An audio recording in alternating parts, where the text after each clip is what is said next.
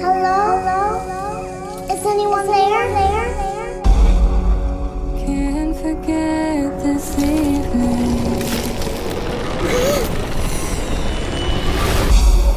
For your faces you were leaving. Are you lost, little girl? Mommy, Daddy, I'm here. You shouldn't be here. But I guess that's just the way the story goes. There's something terrible out there.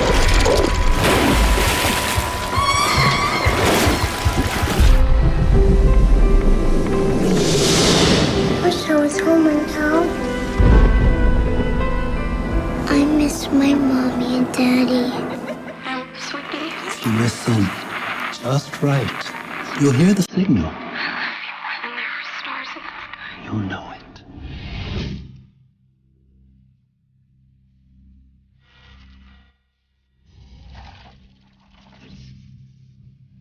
Wherever you are, Emma, be strong. Be brave. It's up to you. You have to find a way out of the dark. Mommy, I hear you.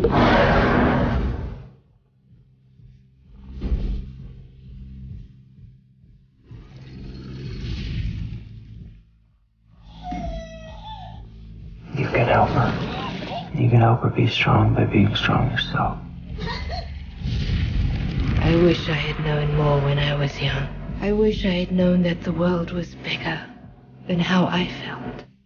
Then there would still be beauty. There would still be magic.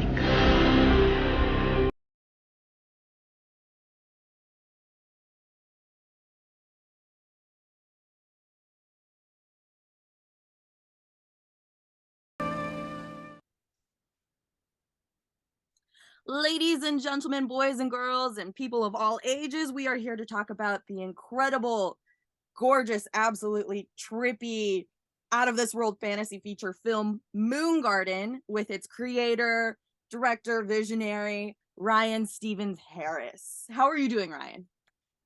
Oh, I'm doing great. Thank you for such a wonderful intro. I Well, it's appreciate it. absolutely deserved. Can you tell us a little bit about your movie Moon Garden for those who haven't seen it yet? Yeah, Moon Garden is it's a industrial Alice in Wonderland. It's about a little girl in a troubled family who has a terrible accident and slips into a dreaming coma, and then has to follow her mother's voice on this little transistor radio to find her way through this surreal dreamscape, to find her way back home and to wake up. So that's kind of the concise version. So this movie was absolutely incredible, and I gushed about it in my review and everything, but there's so many things yes. about this movie that is just so refreshing and brings back a lot. So when you say, it's interesting how you just described it as an industrial Alice in Wonderland lucid dream featuring this little girl. And it's for me, it was refreshing because it feels so far and few between in the day and age of big budget CGI movies to find such a beautifully composited film with such strong art direction. Can you talk to me a little bit about how it was for you to complete production and what that kind of journey looked like for you? Yeah, so I always wanted to.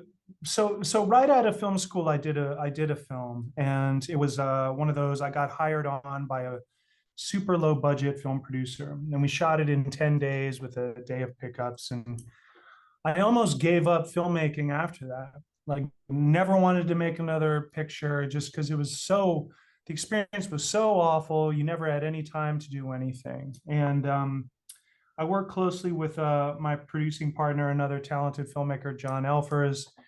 And we were talking one evening, we were working on a big budget studio picture, Independence Day Resurgence. And we talked about doing another doing a film. And I was like, I don't know, doing a movie, it just kind of made me sick to my stomach. You know, the production schedule, you got to get this. If you don't get this, you run out of time. And I was like, I tell you how I would want to make a film. I would want to make it like an art project where we build a set, we take the time to build it, and then we invite people after we're done to come and participate in this shoot, which is how we tackled the production on Moon Garden, building the sets from the ground up, taking the time to really care for every detail. And it really emerged into like this kind of pop-up art exhibit where the actors would then come out, and we had built this world, this environment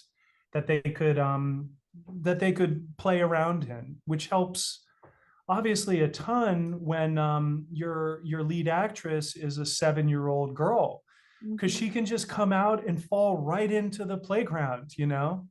The movie's centered around Emma, played by my daughter, Haven Lee Harris, who I'm just so proud of. And she, it would just incredible. She would show up on set and it's like, what did you build for me today?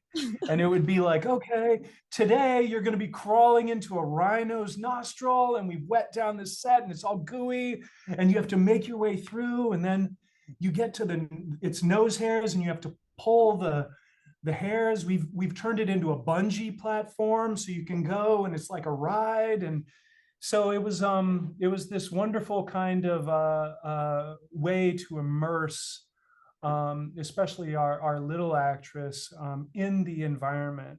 But practical effects and just building stuff from the ground up is really kind of how I just want to make films. I'm an editor by day, so I get a lot of footage where it's people, you know, they'll spend $100,000 a day and it'll just be a bunch of people dancing in front of a blue curtain. And you're like, and that is what it is. The stuff ends up looking great, but I do feel like it misses out on some of the magic that that movies used to have. And so hopefully Moon Garden has a little bit of that. So absolutely. And you know, I'm sure, you know, like you said, you kind of feel it too, the kind of almost whiplash that we feel from just the overuse of CGI and having to place actors in front of a blue screen or a green screen and then having to talk to a little ball or something, you know. And it's really, yeah, it really is incredible how you put the film together. And I noticed while I was watching the film, because you know, we look at films from say the 80s and the 90s that used practical effects so heavily, and fantasy film was really, really big. That's when they like took risks and all of that. I really felt that this movie took risks. And I saw that you used a lot of different artistic and filming techniques. Like you utilized puppetry and stop motion animation, right?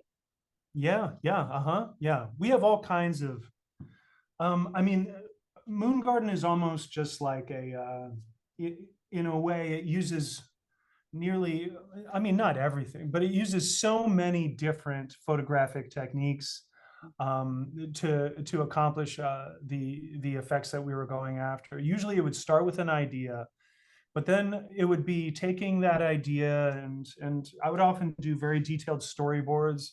And so then it would be like, okay, how can we capture all of these elements practically so that the visual effects work that has to be done is just doing a simple comp, just like laying stuff on top of each other.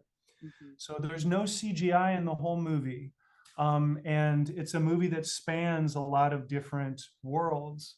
And I think it resonates with certain people because it doesn't look entirely real, but you can still kind of, you feel like you can reach out and touch it, like it's something you can hold in your hand.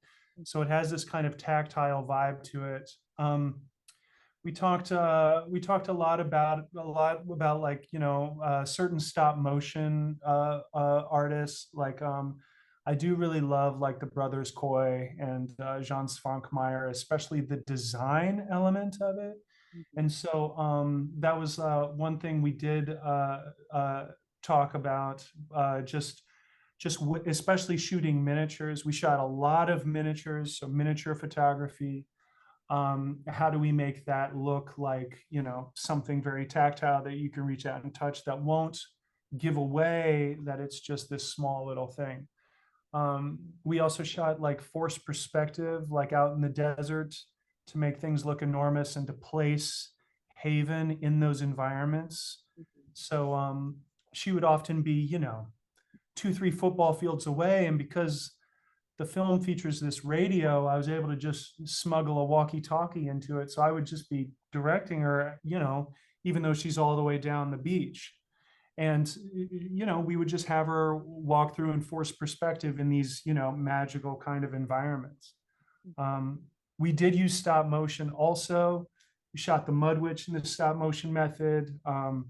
There's a few little stop motion tidbits throughout the film. Puppeteer work. We did, there's puppeteering stuff all over the movie. So yeah, I mean, from simple things like just moving gears, to dancing the live action feather through the sky, to the teeth in the main character's gaping black hole is actually a puppeteered element. The actress that plays that character, Morgana Ignis, is actually a puppeteer with the Jim Henson Company. And so after shooting, we were able to have her come back and just puppeteer that element to match her performance. So we just treated it like an ADR session, you know, when you invite an actor back. So we just had all of her takes throughout the whole movie cut together, and she would just basically do the performance again with the teeth, and we would just match the lighting. And so then that comp is just a very simple thing, just to place those things in there. But time-lapse photography, we have time-lapse photography where people often ask what the hardest shot in the movie was. And there's a shot where the teeth character walks past a whole pile of fruit, and the teeth character walks by the shadow, and then we lock the camera off, and then we just run the time lapse for 3 months as the food decays. So yeah, so that's actually a practical thing. The guy just, you know, we just have the teeth character walk by the shadow and then lock the camera off, and then, you know, we were just changing bulbs on the lights for 3 months just to get that shot. So but that's the kind of stuff that, like, I just really love, and it seems like it's, you know, it's worth it, you know. So that's the short answer. I mean, there's all kinds of other effects. We shot it with a cloud to create all the clouds, you know. We have all those clouds throughout the film. I mean, there's a whole sequence that takes place on a floating cloud. And so we shot a whole chunk of footage using cloud tank photography, where we you basically put a layer of salt water and a layer of fresh water together. And so and then you add a little bit of condensed milk, colorize it, and then the condensed milk sits on top of the water layer like basically a fake atmosphere. And so then you're able to light it and shoot the clouds, change the formations, but it's an organic way to get a night sky. But and that stuff's used like all over the movie. So yeah, but that is all completely insane, and I love it. There's a lot to chew on there. So yeah, but yeah, it completely translates, and you can just tell. And I'm usually someone, because I also come from a background of artistic direction and went to schooling for that, and I've always loved stop motion and practical effects. You said Jim Henson, she worked for the Jim Henson Company. That's amazing, because you could also say that there's a lot of elements that kind of continue spiritually carry kind of the spirit of, say, like Dark Crystal or Labyrinth. And it brought me that same kind of joy, man. And the same kind of creepiness, you know. It was like you know, you have that story where it's this little girl going on this journey and this odyssey. I would also compare or like say that it reminded me a lot of like the dreaminess in the works of like Neil Gaiman, and maybe the lesson, the sort of lessons when you're growing up and you're a kid and everything feels so lucid and sometimes nightmarish, especially going through what Emma ends up going through, even prior to, you know, going into her coma. It feels really, really real, and it really puts you back in that place, as a kid and personally as a little girl, going through that odyssey. How was it for Haven to film this movie? It sounded like she really, really enjoyed it, but there were some intense scenes in there. Yeah. So I always, so, you know, I always just, yeah, there's a lot to unpack with all of that, with the influences and all of that sort of thing. My main thing is it's hard to dig into where certain things come from, but with Moongarden, I always felt like it just was always there, and I just had to excavate it. The story, I think what you mentioned, it unlocks a lot of things when certain people watch it, is because I don't know. I mean, I love my family to death, but there's always like, you know, these things and these issues, and to me it was the way that a child can see the world and infuse it with magic, no matter how dark things can be. And I think that a lot of people kind of yearn for a certain lost youth, a way of seeing the world. And ultimately, I kind of feel like that's one of the main struggles in the movie, is you know, the parents ultimately are firing in two different directions. They're not villains, but they're looking for something, to fill them with this kind of radiant light. And so it's just the way that this little girl kind of sees the world. So with, I do feel so, I honestly feel like if I auditioned 100,000 kids, I couldn't have found a better actress to be a part of this. And because we treated it with this kind of tender care and approached it like an art project, I don't know if, I actually felt like there was, in a way, almost like two parallel narratives going on, where our family was kind of coming together as we were making the project as well. And so I feel very grateful that I was able to do this with Haven. My wife also sings in the movie. Like I said, John Elfers is a close friend of mine, closest friend, and he's the producer of the film, did a lot of the puppetry in it. So there were hard scenes for Haven, but like, to me, I just know her so well. She was able to, like, a lot of the stuff that people I think would think was difficult wasn't hard for her. She was very close with Morgana, the person who played Teeth. So we would actually have to kind of get her into the mood to be scared. Morgana would actually bring her aside and be like, Haven, I know we just had a great time in the green room, but it would really help me out if you could actually be terrified of me in this scene. The hardest stuff for Haven wasn't like the physical stuff. She's a great athlete. It was the stuff where she just had to lie in bed and listen to other characters talking about her, like in the hospital.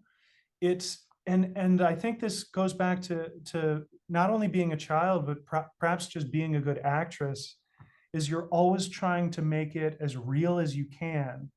I would always tell her, like, Haven, we're playing pretend, but we're going to do our best to make it real. And let's really try to make it real. We're playing pretend. It's not, you know, it's all fun, but let's try to make it real. So when you cry for mommy, really cry for mommy. Or like, when you do this, like, really go for it. Or if you're going to be afraid, let's like really be afraid and like really sink into it. The hardest stuff for her, again, was just lying there and having other people talk about it. I think because she's just very naturalistic. so we tried different things. We tried like earplugs, so she couldn't hear the characters. Um, we would ultimately we ended up just having in the wide shots, we would just have the characters mime. So mime the action and not even say anything. Then we would wrap Haven, bring in a little doll, and then the parents would go about doing the scene where they're, just dialed up all the way to 10. And so that was how we got through the trickiest scenes. But again, a lot of the stuff like, oh, you have to be scared in this scene, just kind of came really naturally to her. So yeah, I feel I just feel very, very grateful. So yeah. Yeah, like you said, where you just know when something is going to work out. Like you said, you could have auditioned so many other little girls, but it is really something so rare that Haven brought on screen. And her performance really is like just so palpable and so like, I don't know. I put myself in her shoes, and you feel yourself as a little kid, and you feel all these big, big emotions, and the way that it just translates into her vision or your vision, and the art, and all the landscapes that she comes across, and even the characters that are pretty much just parts of herself, right? They're different aspects of her consciousness is a way of interpreting that. Yeah, I think that could be interpreted in a lot of ways. I always thought of the fantasy world as this kind of like this dark mirror of reality. But and so when we were making the film, we were always just going to make it, which is what's so great about doing something on your own. But we did get a lot of questions. I mean, a lot of this, that, or the other thing, or people being like, because Haven was 7 years old and she was in almost every scene, and she carries the movie. But I knew that she could do it. And again, to me, it was almost like something that we could do together. So it didn't really even bother me. I was like, well, we'll figure it out when we get there. And so again, we built the sets and we tried to make everything as kind of immersive, and so she could just walk in and kind of react to things that are happening. But yeah, it was certainly a journey, but I don't know if I would have done it any other way. And again, I'm just so proud of her. And yeah, I can't even watch the movie. I just like lose it. So yeah. It is a very emotional movie. Yeah, I know. Yeah, especially for me. It's like, yeah, I'm a disaster. So yeah. That's amazing. And that is just so special. And like I said before, everything translates. And I think because according to IMDb, in 4 days, it'll be the 1-year anniversary of this film being released. Am I correct? Oh, wow. Will it? I don't even, that's amazing. So the film just got released theatrically. We released it on our distributor Oscilloscope put it out on 35 millimeter, which is just so fantastic and never gets done nowadays. So it was something, always a dream of mine, to do a 35 millimeter roadshow with this film. Obviously, we shot it all on celluloid. So it's very, very wonderful that it's being shown that way at a lot of theaters. We have 3 prints, and they're being circulated around the country right now. And so I feel just, again, very blessed that we were able to get that, because that's tricky. We premiered at Dances with Films in LA. Almost all of our cast and crew is from LA, and Dances with Films is a terrific festival. And we did a bunch of festivals after that. So I guess you could say it's been released. But not to the general public. And we haven't even we're not on VOD. So we've, I mean, it's been a slow burn, but I think nowadays with films, that's just kind of how it is. Yeah, the movie's been done for a while, but it's almost like just now, like starting to trickle out there. But yeah, I think we're scheduled to play 30 cities or something right now, just taking the prints around, which is I mean, a lot for an indie film, when all the theaters are being swallowed by Marvel films, and obviously what else is out right now? Yeah, Disney Pictures. So yeah, but yeah, All that good stuff. But yeah, this is which has its place too. We would play, place. Haven during the one scene with in the red lair, where she has the tear catchers. Yeah. All I did was tell her, like, it's like you're at the dentist. So you're just in the dentist chair. You're just in the dentist chair. And we played Frozen on those screens. So we had Frozen playing. So I can't say anything bad about Disney movies because we were playing Frozen the whole time while, in between takes and stuff. But yeah, and then we would just drop little beads of corn syrup, and then she would just do her little fake pout, which is so wonderful. Yeah. So, I also would like to say that was also probably the most terrifying scene in the entire, well, yeah, no, it was, she's strapped down and like it's literally a Dark Crystal moment. It reminded me so much of that one, because that, as a kid, personally, that was like one of the creepiest things that I've ever seen as a kid. That part in the Dark Crystal, where that little puppet is strapped down to the chair and they collect its like essence or something. It's completely traumatizing. Thankfully that scene in your movie is not as traumatizing. But yes, that still scene was especially tricky. I know, because we had the actress in the milk bath that we had shot like ages ago. It was like one of the first things that we shot was Emily Meister, this performance artist, in this milk bath, emerging and basically dictating this story that ends up being the story that the father's writing. And Haven's old kind of dark mirror, again, the fantasy world has twisted it into this like nightmare tale that's used to basically siphon all of the tears out of her, which the dark teeth creature devours. So yeah, it was especially tricky. That one was one of the last sequences to come together, because also I was doing the animation sequence. So yeah, but it is what it is. That is a So lot to yeah. take on. Before we get to my very last and hardest question, I also want to ask you, what do you want folks to take away from the film, particularly? That's a really good question. I actually want it to be a cathartic experience. I always feel like the best stories start in a dark place, and then they release by the end, so that there's a place to get to.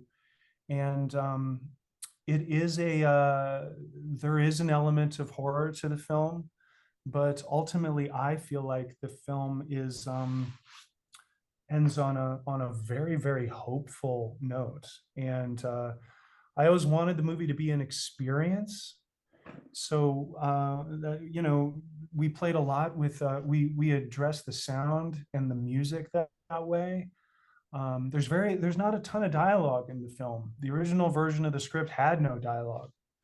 And so I always thought that it would be this kind of thing where you could sit down and have it kind of like wash over you, versus like, oh, okay, and then this happens, and then this happens, and then this plot point happens, and then so instead it is a lot about feeling. And so hopefully, I think that I hope people can come away with a cathartic experience.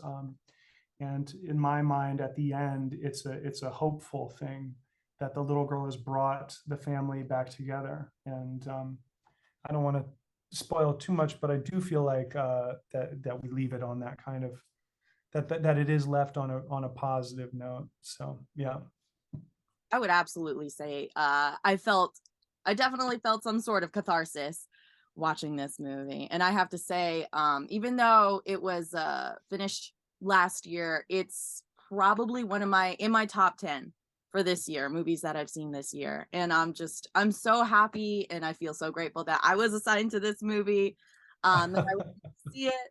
And it's just such a brilliant movie. So to end this interview off on a more personal note, here's the hard question. desert island. You can only watch 2 films for the rest of your life. What are you picking? Oh my gosh. So when I was in, so I studied abroad in London, and I was stuck in a room with 2 movies, totally unrelated, but no, 3 movies. One was Meet Joe Black. The other was Star Wars Episode 2. And the third one was Lock, Stock, and Two Smoking Barrels. And out of all those 3, the Meet Joe Black had the most watchability and replay value, which is just mind-boggling. If I had to pick 2 movies, I had to pick 2 movies that I'm stuck with for the rest of I'd say probably There Will Be Blood. There Will Be Blood. And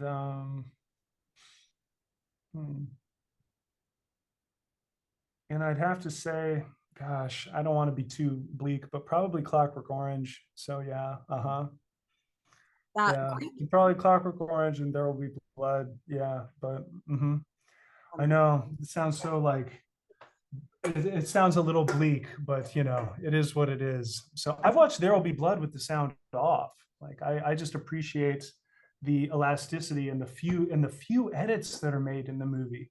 So yeah, that's a small thing, but yeah. I mean, that's amazing. Paul Thomas Anderson and Stanley Kubrick, which we actually on this channel, we actually have a lot of people who choose Stanley Kubrick.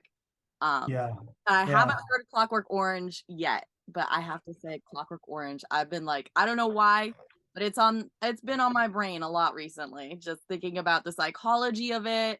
But 2 amazing, gorgeous, definitely bleak movies, but Clockwork Orange is at least. There Will Be Blood, it's got great performances and it looks gorgeous. So you got that. Yeah. It constantly is getting robbed for everything though. Doesn't win the Oscar, doesn't win this, but yeah. So anyway, that's what happened. Yeah, I guess it would have to be those 2. So yes. Yeah. Well, Ryan Stevens Harris, thank you so much for talking and spending time with me today, talking about your amazing film.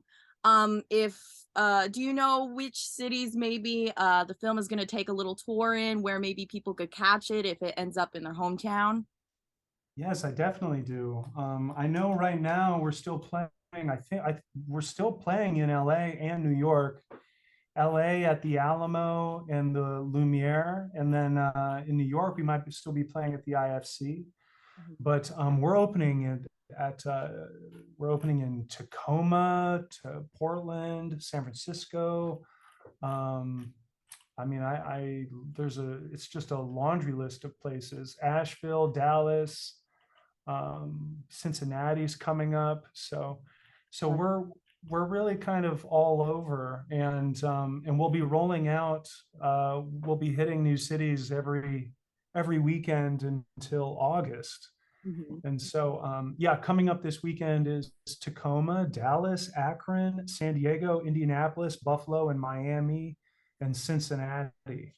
So and what's great is there are all these amazing little art house theaters that play 35 millimeter prints. So like the Grand Cinema in Tacoma, there's the Garfield in Cincinnati, which is amazing. The Gateway coming up in Columbus, Ohio is an amazing theater. And there's all these other ones with these amazing names like Cinemagic in Portland, or the Dream Cinema, you know. So if you go to Oscilloscope's website or go to our Instagram's Moongarden Film, you know, if you just go to the link in bio, there's a place to get all tickets for every one of these screenings. But yeah, also if you just do a search, you know, people are so savvy nowadays that, you know. Yeah, but, with the internet. Exactly, yeah. But if you can get to one of the 35 millimeter prints, you know, just because you very rarely get a chance to do that nowadays. And Moongarden's the perfect film to do it for. I actually was like, you know, the more beat up the prints get, the better it will fit the movie. So they were all worried about like treating the prints and stuff. And I don't know, there's something about it that I love, where it's just like, if it just gets even more dirty, it might be more interesting. So and then I hope that we can get those 35 prints into some drive-ins also. we'll see. So yeah. Absolutely. Well, if you find Moon Garden may be in your town, please, please, please go see it. It's absolutely magical. I absolutely recommend it. I could see it. I mean, it's already forming like a cult following. Seeing all of the reviews, all of the positive reception that you've been receiving for this. So congratulations on the film. Thank you for making this movie. And again, thank you for spending time with me here today. And yeah, thank you so much. Thank you so much. Yes. Well, you just take care. It's been great talking to you. So yes. And ciao from Roma. Where it's I 7 know. p.m. over there. I know. It's 7 p.m. and it looks like I'm in a dungeon, but I'm in central Rome and it's beautiful outside. So yeah, but it is what it is. You have a wonderful rest of your night, and I will have a wonderful rest of my morning. All right. Take care. Nice Thank you, talking to you. Bye. Bye-bye.